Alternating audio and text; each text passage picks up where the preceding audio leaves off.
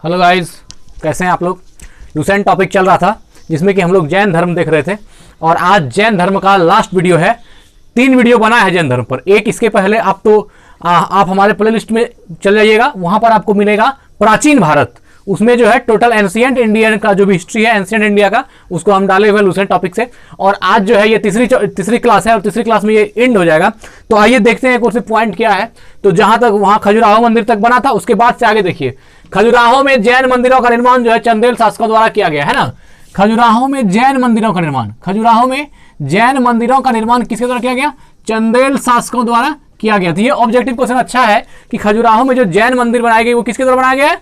तो ये बनाया गया चंदेल शासक द्वारा। बहुत ही इंपॉर्टेंट क्वेश्चन है। ये खजुराहो मध्य प्रदेश में है, ये चंदेल शासकों द्वारा बनाया गया है। बहुत ही इसको कभी कहीं जो है न्यूड टेम्पल भी कहते हैं, मतलब उसमें जो प्रतिमा है बहुत नंगा वगैरह का है। तो वो उन समय का ये देख करके उसको बनाया गया। तो ठीक है, ये कहाँ हो गया? खजुराहो जैन मंदिर का निर्माण किसने कराया? चंदेल शासकों ने, जो मध्य प्रदेश में है। आगे बढ़ते हैं।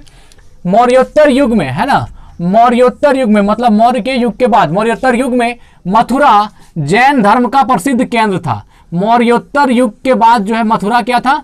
जैन धर्म का एक प्रसिद्ध केंद्र था। मतलब जैन धर्मी लोग यहाँ ज्यादा थे मथुरा में, ठीक है ना। तो ये क्या था? मौर्योत्तर युग में मथुरा जो है जैन धर्म का प्रसिद्ध केंद्र था। तो ये सब ऑब्जेक्टिव याद रखना है। मूल रूप से ये वाला तो याद रखना ही है कि खजुराहो में जैन मंदिर का निर्माण जो है चंदेल शासकों ने करवाया। आगे बढ़ते हैं। मथुरा कला का संबंध जैन धर्म से, एकदम क्या बोले, आग है आग, इसको तुरंत याद कर लीजिए इस ऑब्जेक्टिव को। मथुरा कला का संबंध किससे है? जैन धर्म से। इतना बार पूछा गया है क्वेश्चन कि मैं क्या बताऊं, ठीक है ना। मथुरा कला का संबंध किससे है? तो जैन धर्म से। मथुरा कला का संबंध किससे? मथुरा कला का संबंध जो है जैन धर्म से। मथुरा कला का संबंध जैन धर्म से। पॉइंट गिर रहा है मित्र, एकदम पकड़ लीजिए। अगला पॉइंट है, जैन तीर्थंकरों की जीवनी भद्रबाहु द्वारा रचित कल्पसूत्र में है। एकदम मोस्ट इंपोर्टेंट। देखिए, जैन तीर्थंकर का जो जीवनी है वो किसके द्वारा लिखा गया है? तो वो लिखा गया है भद्रबाहु द्वारा। आपने आगे पढ़ा होगा जैन धर्म में 2 पार्ट में 2 नेतृत्व करता हुए, एक स्थूल भद्र और एक भद्रबाहु। भद्रबाहु का शिष्य दिगंबर हो गया, स्थूल भद्र का शिष्य स्वतंबर हो गया। ये सब पढ़े आप। तो ये क्या है? जैन तीर्थंकरों की जीवनी जो है भद्रबाहु द्वारा रचित कल्पसूत्र में है। किसमें है? कल्पसूत्र की रचना किसने की? भद्रबाहु ने। और इसमें जैन तीर्थंकरों की जीवनी है। आगे बढ़ता हूं। 72 वर्ष की आयु में, कितने वर्ष की आयु में? 72 वर्ष की आयु में भगवान महावीर की मृत्यु मतलब निर्वाण हो गया 468 ईसा पूर्व में बिहार राज्य के पावापुरी में। कहां पर? बिहार राज्य के पावापुरी में, जो कि राजगीर में है। कहां है? राजगीर में हो गई। तो भगवान महावीर की जो मृत्यु हुई कब हुई? 72 वर्ष की उम्र में। और कहां पर? बिहार के पावापुरी में। और कब? 468 ईसा पूर्व में। 468 ईसा पूर्व में जो है भगवान महावीर की मृत्यु हो गई। ठीक है, आगे बढ़ते हैं। ये सब ऑब्जेक्टिव बहुत इंपॉर्टेंट है। 468 ईसा पूर्व में बिहार के राज्य के पावापुरी राजगीर में। आगे बढ़ते हैं। मल्लराज सृष्टिपाल है ना, मल्लराज सृष्टिपाल के राज प्रसाद में महावीर स्वामी को निर्वाण प्राप्त हुआ। निर्वाण का अर्थ होता है मृत्यु। जैन धर्म में निर्वाण का अर्थ है मृत्यु। जब उनकी मृत्यु हुई तो वह कहां पर हुई? तो सृष्टिपाल है ना, मल्ल राजा। ये जो मल्ल राजा है, मल्ल राजा सृष्टिपाल के राज प्रसाद मतलब बड़ा जो राजप्रसाद राजाओं का जो होता है, राज प्रसाद में महावीर स्वामी को निर्वाण प्राप्त हुआ। मतलब वहां उनकी मृत्यु हुई, वहीं उनको निर्वाण प्राप्त हुआ। आगे बढ़ते हैं। अब देखिए यहां अगला पॉइंट है, प्रमुख जैन तीर्थंकर और उनके प्रतीक चिन्ह। बहुत ज्यादा पूछा जाता है मित्र कि कौन से तीर्थंकर का कौन सा चिन्ह है। तो आइए हम लोग देखते हैं। जैन तीर्थंकर का नाम है और क्रम है इसमें, और इस तरफ जो है प्रतीक चिन्ह है। यहां पर क्या है? प्रतीक चिन्ह है, ठीक है ना। तो दोनों को देखना है, नाम को भी और प्रतीक चिन्ह को भी। तो जैन तीर्थंकर के नाम देखिए कौन है? ऋषभदेव। ऋषभदेव प्रथम तीर्थंकर है और इनका प्रतीक चिन्ह क्या है? सांड है ना। क्या है? सांड। ऋषभदेव का जो है प्रतीक चिन्ह क्या है? सांड है। ठीक, आगे बढ़ते हैं। अजितनाथ, बहुत बार पूछा गया है। अजितनाथ जो द्वितीय तीर्थंकर हुए, तो अजितनाथ द्वितीय तीर्थंकर का प्रतीक चिन्ह क्या है? हाथी। प्रतीक चिन्ह क्या है? हाथी। और संभव, संभव जो है ये तृतीय तीर्थंकर हुए और संभव का चिन्ह क्या है? घोड़ा। संभव का चिन्ह क्या है? घोड़ा, ठीक है ना। तो संभव घोड़ा, अजितनाथ हाथी, ऋषभदेव सांड। और जो है संपार्श्व, संपार्श्व सप्तम, संपार्श्व जो है 7वें तीर्थंकर हैं और इनका प्रतीक चिन्ह है स्वास्तिक। स्वास्तिक जानते हैं ना, ये वाला जो बनाते हैं हम लोग स्वास्तिक, ये स्वास्तिक जो होता है, तो इनका प्रतीक चिन्ह क्या है? स्वास्तिक है, किसका? संपार्श्व का, जो कि 7वां तीर्थंकर है, उनके चिन्ह क्या है? स्वास्तिक है। और है शांति, शांति जो 16वां है, 16वां तीर्थंकर है शांति, और इनका प्रतीक चिन्ह क्या है? हिरण, शांति का हिरण। और देखिए नामी, नामी जो है, नामी 21वें तीर्थंकर है, कितने हैं? 21वें, और इनका जो प्रतीक चिन्ह है क्या है? नीलकमल, नामी का क्या है? नीलकमल, नामी नीलकमल प्रतीक चिन्ह है। अगला है अरिष्टनेमी, क्या है? अरिष्टनेमी, और ये 22वें तीर्थंकर है, अरिष्टनेमी 22वें तीर्थंकर है, और इनका नाम, इनका जो प्रतीक चिन्ह है वो क्या है? शंख है, प्रतीक चिन्ह शंख है। और देखिए पार्श्व, पार्श्वनाथ क्या है? 23वें तीर्थंकर है, पार्श्वनाथ 23वें तीर्थंकर है, और इनका जो प्रतीक चिन्ह वो क्या है? सर्प, इनका प्रतीक चिन्ह क्या है? सर्प, पार्श्वनाथ का सर्प है।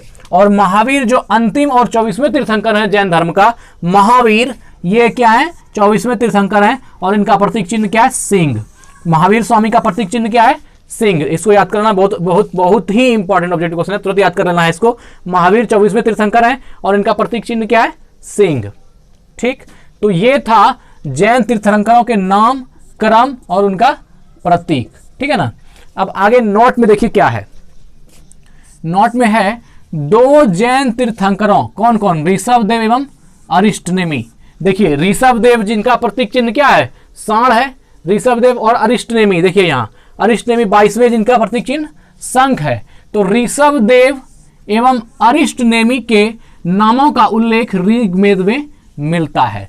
मतलब 2 तीर्थंकर जो हैं, ऋषभदेव जो प्रथम हैं और अरिष्टनेमी जो 22वें हैं। ये प्रथम, ऋषभदेव प्रथम स्थान पर है, प्रथम तीर्थंकर हैं, और अरिष्टनेमी 22वें तीर्थंकर हैं। तो इन दोनों का उल्लेख जो है ऋग्वेद में मिलता है मित्र। और क्या अगला पॉइंट क्या है? अरिष्टनेमी को भगवान कृष्ण का निकट संबंधी माना जाता है। ये जो अरिष्टनेमी जी हैं, अरिष्टनेमी जो 22वें तीर्थंकर हैं, है ना, अरिष्टनेमी 22वें तीर्थंकर जिनका शंख है, उनको वो क्या है? भगवान कृष्ण का निकट संबंधी माना गया। भगवान कृष्ण का क्या माना गया है? निकट संबंधी उनको माना गया। ठीक है। अब है जैन संगीतियां, क्या है? जैन संगीतियां भी देख लेते हैं। तो जैन संगीति, संगीति का अर्थ देखिए मित्र, यहां तो जैन धर्म का मतलब जैन समझते हैं। संगीतियां का अर्थ क्या होता है? बहुत सारे मित्र को दिक्कत होता है। संगीति का अर्थ देखिए, संगीति शब्द का जो निर्माण हुआ है ये संगीत टाइप से हुआ है। देखिए कैसे बना है। संगीति का अर्थ होता है जहां 2-3 लोग आपस में बातचीत करते हैं, वो संगीति होता है। बौद्ध धर्म में जो संगीति का अर्थ होता है एक गायन, जहां मिल करके 5-6 लोग किसी का गीत गाते हैं, उनको भी संगीति कहा गया है। और संगीति का अर्थ सम्मेलन भी होता है, जहां बहुत सारा लोग जुड़े हुए हैं, उनको भी संगीति कहते हैं। आपने पढ़ा होगा प्रथम बौद्ध संगीति, द्वितीय बौद्ध संगीति, और सॉरी बौद्ध धर्म तो इसके बाद आएगा, ऐसे आपने पढ़ा होगा। तो ये संगीति मतलब सम्मेलन होता है। तो जैन संगीतियां देखिए कहां कहां हुई है। तो ये है प्रथम संगीति जो है 300 ईसा पूर्व में, है ना। यहाँ संगीति है, वर्ष है, स्थल और अध्यक्ष है।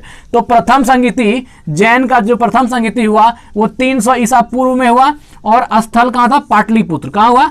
पाटलिपुत्र में हुआ। और अध्यक्षता कौन कर रहे थे? स्थूलभद्र। स्थूलभद्र अध्यक्षता कर रहे थे। स्थूलभद्र के अनुयायियों को क्या बोलते हैं? श्वेतांबर। तो पहला जो है स्थूलभद्र किया संगीति, प्रथम संगीति का अध्यक्षता किसने किया? स्थूलभद्र ने। और जो द्वितीय संगीति है मित्र, ये 6ठी शताब्दी में हुई। द्वितीय संगीति 6ठी शताब्दी में। और बल्लभ श्री, है ना, बल्लभी, बल्लभी जो गुजरात में है, स्थल गुजरात में हुआ, बल्लभी गुजरात में। और इनका अध्यक्षता किसने किया? तो ये क्षमा श्रवण, किसने किया? क्षमा श्रवण जी ने। तो ये दोनों भी आपको जैन संगीति याद कर लेनी है। प्रथम 300 ईसा पूर्व पाटलिपुत्र स्थूलभद्र, और द्वितीय जो है 6ठी शताब्दी बल्लभी गुजरात क्षमा श्रवण। तो ये जैन संगीतियां हो गया, ये भी आप लोगों को याद करना। और मित्र यहीं पर हमारा जो है जैन धर्म का चैप्टर एंड करता है। और अगली वीडियो जो हम अगले दिन कल जो पोस्ट करेंगे वो रहेगा चैप्टर नंबर 7 बौद्ध धर्म।